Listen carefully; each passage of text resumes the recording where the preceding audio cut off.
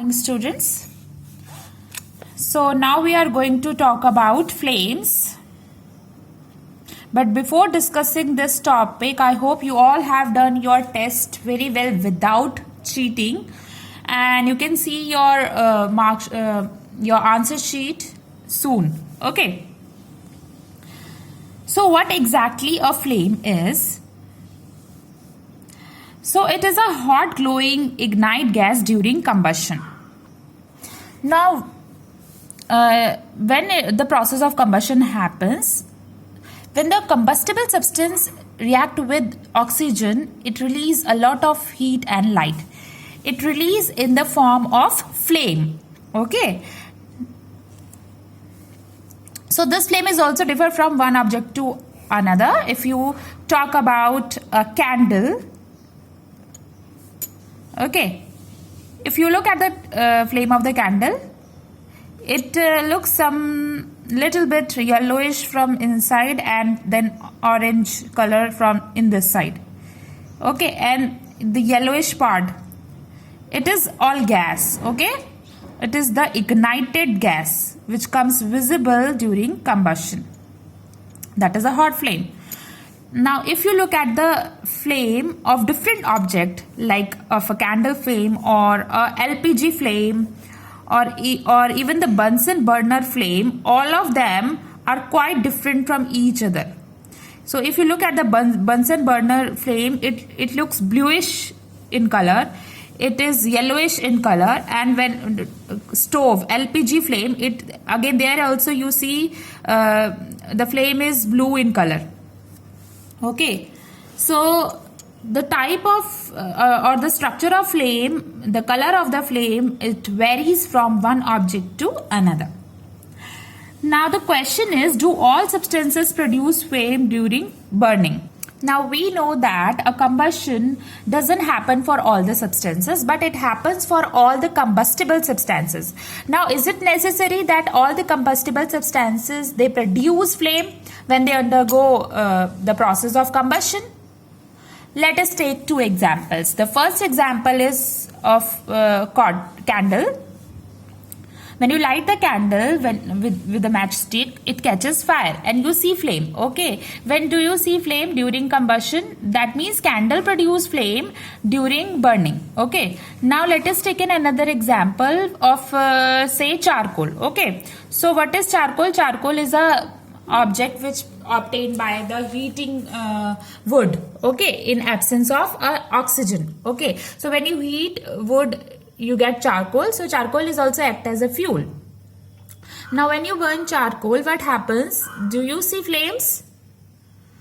No. It clearly you all know that it show a reddish glow, but there is no flame. So no, not all combustible substances produces flame, but heat is produced. Okay, heat is being produced, but flame is not there. So that means not all substances produce flames during combustion. So the question was which substances produce flame?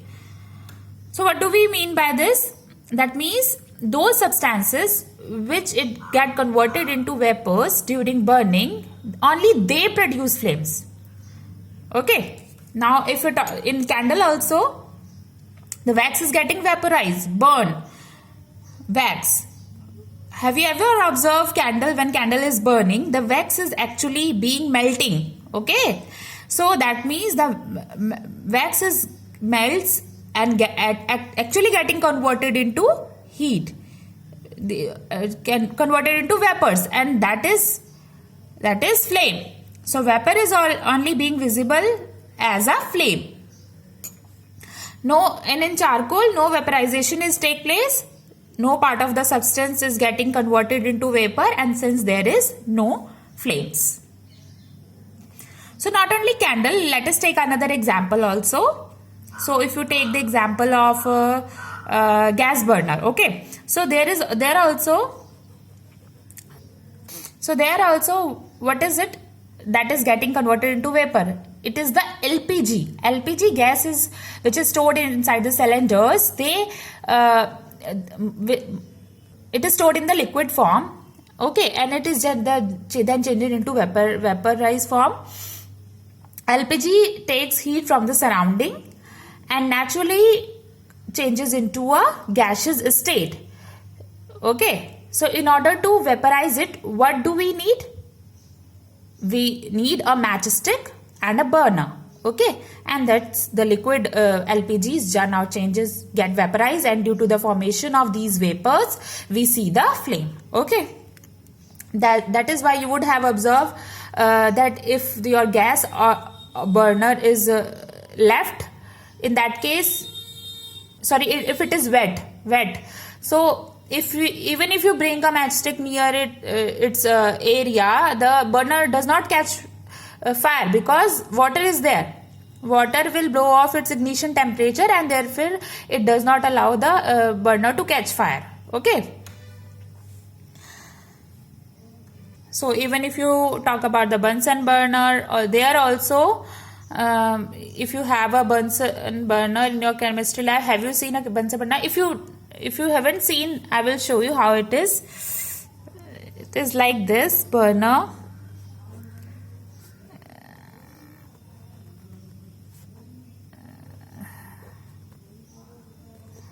So whenever there is a vaporization taking place, you see flame, and when there is not, you will not see. Okay.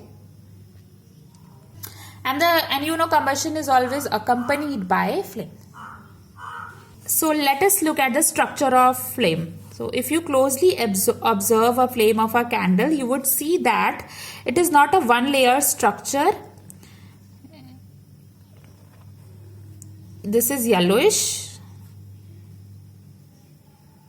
You would see that the centermost part of the flame is blackish in color. Okay. If you look at the center part, which is the majority of the part, it is yellow in color. And if you closely look the outermost part or outermost layer, it is slightly bluish in color. Here it is orange. So the structure of the flame is divided into 3 layers. So this one is the outer zone, this one is the middle zone, and this is the innermost zone.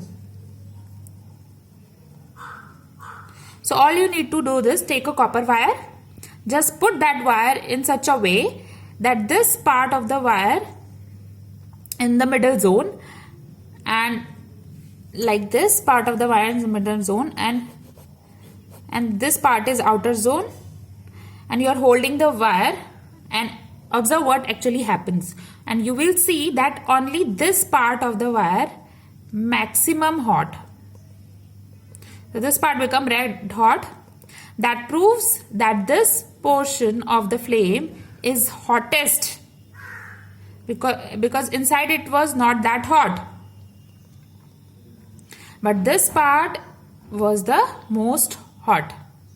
This shows that the outermost has the highest temperature. So the outer zone is bluish in color and is more hottest. Okay. Now if you look at the 3 zone of the flame, so you will find that the outer zone is, color wise, it is bluish in color. When you look at the middle zone, it is yellowish in color. The outer zone is not very exactly visible, but if you look closely, you will see the outline, which is bluish in color. Middle zone is most visible zone, and that is yellowish in color, and the inner zone is again blackish in color. So this part you often see that a blackish in color, the innermost, okay, inner zone. So that is with respect to color. When we talk about the temperature, the outer zone is the hottest temperature because it has the highest temperature. Middle zone is the moderately hot, and the inner zone is least hot. That is quite surprising, I think, because many people will think that inside the center part of the flame is become the hottest part, but it is just the opposite. So the outer zone is hottest, That is why if you slowly try to put your finger near the flame of the candle, you feel hot. Okay, because you approaches the outer zone, you tend to feel more hot. Okay, so you would have seen this trick is very common. If you pass their if the people pass their finger, the inner zone of the finger, inner zone of the candle flame very quickly, and everybody very surprised that the person is actually gifted. But what happened, the inner zone is actually not much hot. That is why the person's hand is not, or finger is not burning. Okay, so the outermost zone is very hot. Okay, it's 600 degrees Celsius around, and this is called a non-luminous zone. This middle zone is called a luminous zone, and the innermost zone, it is a non-luminous zone, because complete combustion take place here, because combustion is all about producing heat. Here partial combustion take place. It's luminous.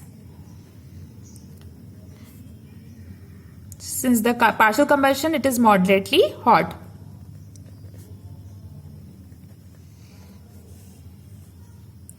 And here the unburned particles are present. It contains only the unburned wax. So that is why it is least hot. Okay. So wherever you see the flame, you would have seen the outer layer of the flame is used for heating object. For example, for melting tough metals, or in order to make jewelry, they need to desired shapes. So how do they do that? For doing all these things, the goldsmiths make use of the outer zone of the flame. Okay.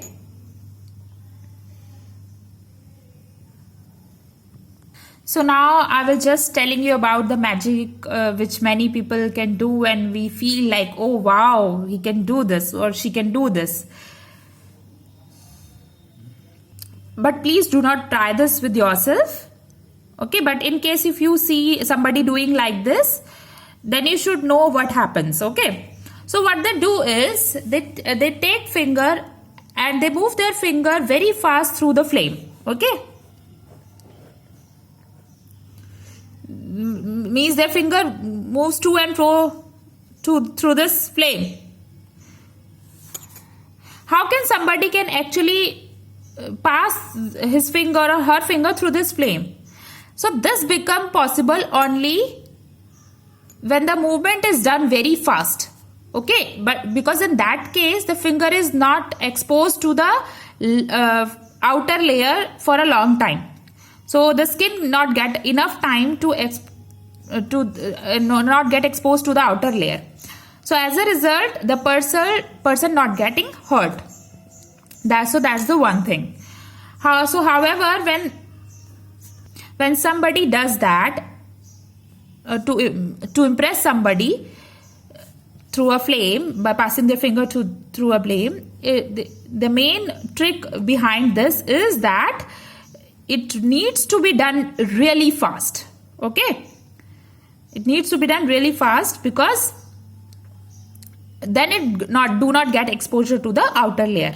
Okay, and try to do from the lower side of the flame, because it is become less hot. The inner layer is less hot, so therefore it is not possible to pass finger from this portion, but it is easy to pass through this portion without getting hurt. Okay,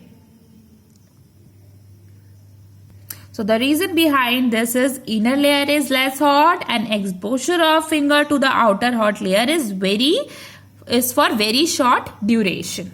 Okay, so that no harm would cause. So this is all about the flame. I hope you all now understand the flame, the structure of flame. Okay. So we'll talk something more in next video. Thank you, class.